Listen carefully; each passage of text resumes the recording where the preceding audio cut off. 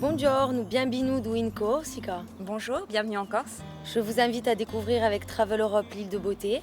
une île magnifique avec de beaux paysages entre terre et mer. A presto! À bientôt.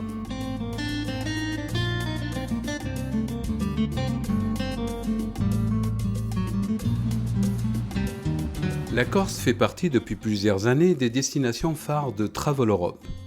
Le voyagiste autrichien, dont le siège social est situé à Stans, connaît un succès grandissant sur l'île de Beauté grâce à la qualité et à la variété de ses produits. En effet, son offre comprend plusieurs circuits avec arrivée et ou départ sur vol charter ou régulier vers Bastia qui permettent de sillonner l'île en long, en large et en travers. La cerise sur le gâteau est le circuit Les Perles de la Méditerranée, un combiné Corse-Sardaigne avec une arrivée à Bastia et un départ d'Olbia. Avec le circuit La Corse entre terre et mer, Travel Europe démontre la souplesse et l'expertise de ces circuits avec une arrivée à Bastia et un départ d'Ajaccio ou vice-versa afin de profiter au maximum du voyage sans faire 2 fois de suite la même route. Ce choix est complété par plusieurs hôtels du 2 au 4 étoiles. Il comprend aussi 4 programmes de randonnée, adaptables selon la condition physique des clients, des séjours, mais également des promenades en bateau, par exemple au départ de Porto, pour visiter les superbes calanques de Piane. Signalons aussi les programmes autocaristes, des packages personnalisés, tout compris, avec trajet en ferry inclus. Travel Europe ajoute gratuitement au trousseau les audioguides remis en début de circuit. Ils permettront aux clients d'entendre aisément les explications de leur guide accompagnateur qui sera équipé d'un micro durant les visites. Comme à son habitude, Travel Europe a enrichi son offre avec de nombreuses options. Par exemple, une soirée chant corse et des dégustations de spécialités du cru. Enfin, son bureau réceptif à destination coiffe l'ensemble. Il propose dès l'arrivée à l'aéroport un accueil aux petits soins. Organisation, excursions privées, soirées folkloriques, hébergement et séjours, le personnel Travel Europe sur place est toujours disponible. Et si cela ne suffisait pas, rappelons que des vols sont proposés au départ de toute la France.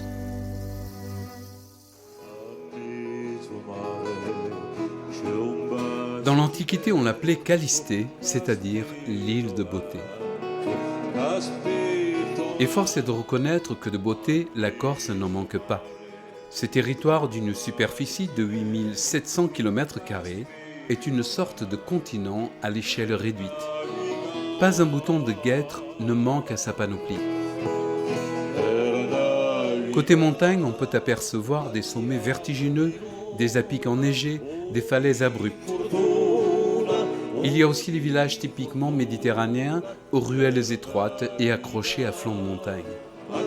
Côté mer, sur les côtes occidentales et méridionales, on découvre des plages de basalte et de sable blond qui n'ont rien à envier aux Caraïbes. Sur la côte orientale, le spectacle est tout aussi époustouflant. On y trouve une eau cristalline et des criques couleur cobalt, serties telles des joyaux dans les anfractuosités rocheuses. La richesse minérale ajoute encore à la beauté et à la diversité des sites et des paysages, avec du schiste au nord, du granit rose au centre et calcaire au sud.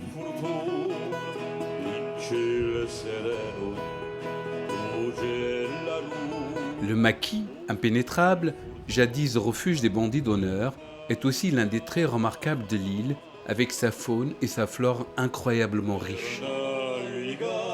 La sécheresse de ces vastes étendues sylvestres contraste avec la région de la Balagne, le jardin de la Corse, où fruits et légumes poussent à profusion. Une région particulièrement appréciée pour ses villages, ses paysages montagneux grandioses et ses stations touristiques renommées telles Calvi et l'île Rousse. Avec Piane, classé parmi les plus beaux villages de France et ses calanques de granit rose, le visiteur découvre à chaque virage des formes naturelles étonnantes sculptées par l'érosion. Aux aiguilles de Bavel, paradis des randonneurs, la forêt de Porphyre surprend par ses formes très singulières. Enfin, en arrivant sur la côte, attendez-vous à en prendre plein les yeux avec les époustouflantes falaises de Bonifacio. Mais on ne saurait oublier la richesse et l'originalité de la gastronomie insulaire, où charcuterie et fromage tiennent une place de choix. Le tout, bien entendu, accompagné de vins savoureux dont l'île et ses vignobles ont le secret. La Corse, de par sa personnalité, ses traditions, sa farouche volonté de préservation de l'environnement, est une destination attachante à bien des égards. Ça se résume à ça, hein, la plus belle des îles, au moins de la Méditerranée, eh bien, je pense que c'est la Corse. La Corse, c'est la terre entière qui est représentée. Donc c'est vraiment un pays, une terre d'accueil, et on est vraiment très bien reçus. Nous voici prêts à débuter notre circuit Le Grand Tour de Corse pour découvrir l'ensemble de l'île de beauté. Bastia, la cité génoise la plus peuplée de Corse après Ajaccio, est le premier port de l'île. Animée et empreinte de charme méditerranéen, elle est remarquable par ses ruelles bordées de hautes maisons, ses façades colorées, ses terrasses animées et le style baroque de nombre de ses bâtiments. La place de l'hôtel de ville, la place Saint-Nicolas, la place du marché, le vieux port, les terrasses des cafés sont autant de lieux typiques qu'on aura garde de manquer. Travel Europe propose aux clients de faire une partie de la visite de Bastia en petit train, une découverte agréable et divertissante. Après le déjeuner, cap sur le Cap Corse, cette étroite péninsule où se succèdent petites marines, anciennes cultures en terrasse, plages dorées et aplombs vertigineux. Les points d'intérêt ne manquent pas. Sur le parcours, on peut aussi apercevoir Santa Severa, le col de Sainte-Lucie ou encore Nonza et ses maisons au toit de lauze perchées sur un rocher en apic.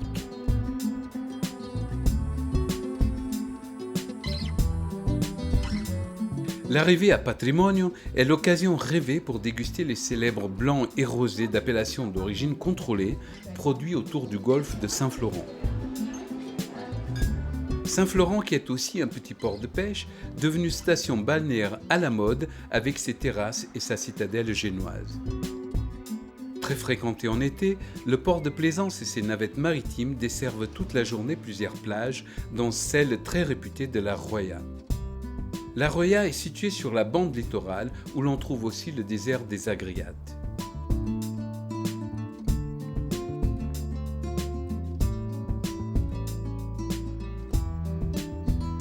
Au programme du troisième jour qui nous mènera jusqu'à Ajaccio, un merveilleux site classé au patrimoine de l'UNESCO. Le golfe et les calanques de Piane, le golfe de Girolata et la réserve de Scandola qui y sont inscrits depuis 1983. La réserve qui fait partie du parc naturel régional occupe la presqu'île de la Scandola, impressionnant massif de porphyre aux formes tourmentées.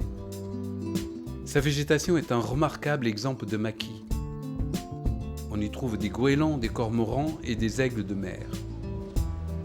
Rien de mieux pour admirer l'ensemble qu'une petite balade en bateau qui permet d'approcher les eaux transparentes, les îlots et les grottes inaccessibles qui abritent une riche flore et faune marine.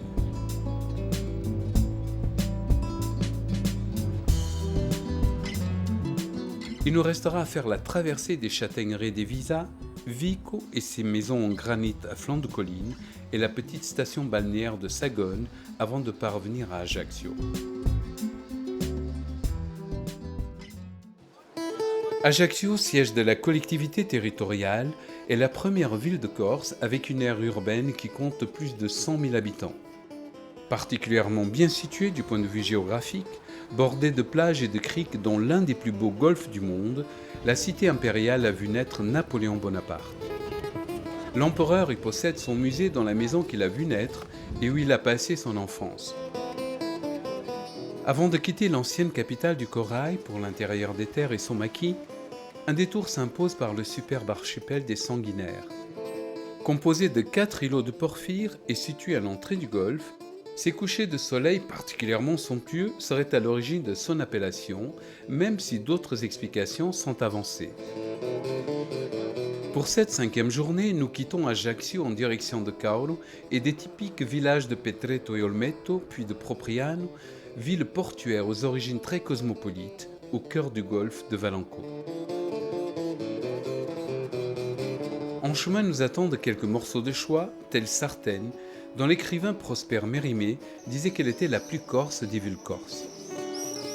Avec ses hautes maisons de granit gris perchées en amphithéâtre au-dessus de la vallée du Risanese, Sartène est l'une des communes les plus étendues de l'île. Nous poursuivons notre route en direction de la région de l'Alta Rocca, des villages de Sainte-Lucie et de Lévis. La traversée du col de Bavel et ses majestueuses aiguilles rocheuses de porphyre est le clou de la matinée. Pics déchiquetés, grandes murailles rocheuses et peints aux formes torturées sculptées par le vent s'offrent au regard des visiteurs. Traveleurope propose aux amateurs plusieurs types de randonnées dans cette région montagneuse dont le col du même nom culmine à 1218 mètres. Quittons les montagnes et dirigeons-nous vers la côte est, plus précisément vers Solenzara et Porto Vecchio. C'est sur ce vaste rocher d'immenses porphyres roses que les sénateurs de Gênes proposèrent en 1539 à l'office de San Giorgio, richissime banque génoise, d'élever une forteresse permettant la mise en valeur de la plaine. Ainsi naît la citadelle de Porto Vecchio. La cité du sel est aujourd'hui la 3e commune la plus peuplée de l'île après Ajaccio et Bastia.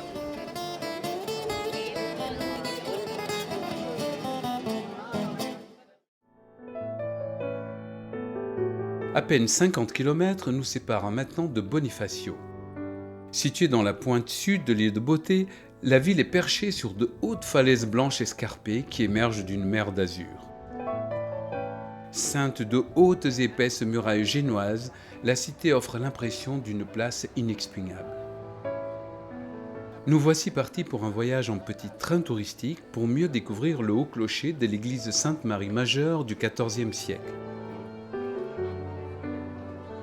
Mais pas question de rater les escaliers d'Aragon, l'un des monuments de la ville, avec ses 187 marches taillées dans la roche.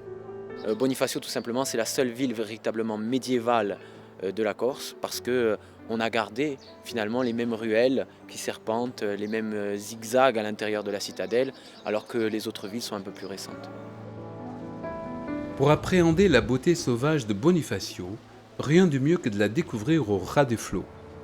Ça tombe bien, une balade en bateau est au programme de Traveleurope pour emmener les participants découvrir les grottes marines, les oiseaux et les impressionnantes falaises qui grimpent à l'assaut de la côte. Nous poursuivons notre route en direction d'Aleria, un parcours enchanteur, jalonné de plages bordées de pinèdes. Quelques kilomètres plus loin, on aperçoit la région de Niolo. C'est une farouche terre de montagnards et de bergers, bordée par les plus hauts sommets de l'île et la chaîne montagneuse centrale qui la traverse du nord au sud. Le Val du Niolo, la plus belle chose que j'ai vue au monde après le Mont Saint-Michel, disait Guy de Maupassant. Il faut reconnaître que le spectacle est juste grandiose, avec les sommets enneigés du Niolo, les gorges déchiquetées de la Cala di Santa Regina qui se reflètent dans les eaux azur du lac Calacucci. Les pieds rouges de sang, il avance à pas lents.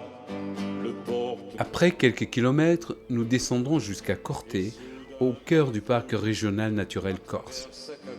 Quelques Pietra et Figatelli plus tard, nous voici partis pour une visite en petit train, balade particulièrement plaisante parce que la ville s'étend sur une colline. Capitale historique et culturelle, désignée par Pascal Paoli comme la capitale de la Corse indépendante en 1755, la cité est bâtie sur un piton escarpé. Sa citadelle et ses vieilles demeures abritent depuis 1997 le musée de la Corse, mais aussi le siège de l'université Pascal Paoli, rouverte en 1981 et qui accueille près de 4000 étudiants. Notre circuit s'achève. Nous faisons demi-tour et rentrons à Bastia, où nous allons finir en beauté la découverte de cette île enchanteresse que les Grecs appelaient aussi Cyrnos. En effet, après le dîner, une soirée chants et guitares attend les participants pour un joyeux au revoir qui les plongera un peu plus encore dans l'âme et la nostalgie du fier peuple corse.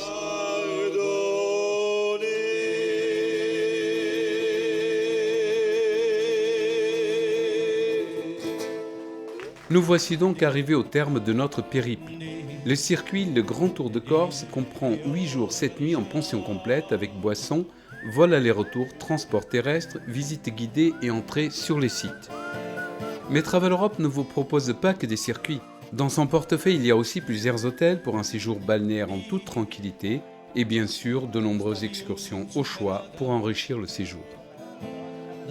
Parmi les établissements proposés, mentionnons le Saint-Christophe, un 3 étoiles à Calvi, qui se distingue par sa position en bord de mer et face à la citadelle. Le club Marina Viva, un 3 étoiles également, séduit aussi et surtout par son programme d'animation et sa plage de sable fin dans une immense baie au sud d'Ajaccio. En outre, le club propose aux clients plusieurs formules, dont une en all inclusive très appréciée. Rappelons aussi que Travel Europe vous permet des départs de toutes les régions de France en fonction des périodes. À partir de 65 personnes, il est même possible de programmer des vols de n'importe quel aéroport français. Enfin, avec son bureau réceptif à Bastia et à Paris, son personnel francophone au siège social en Autriche, Travel Europe est en mesure de répondre à toutes vos demandes individualisées et personnalisées. Travel Europe vous accompagne tout au long de votre voyage.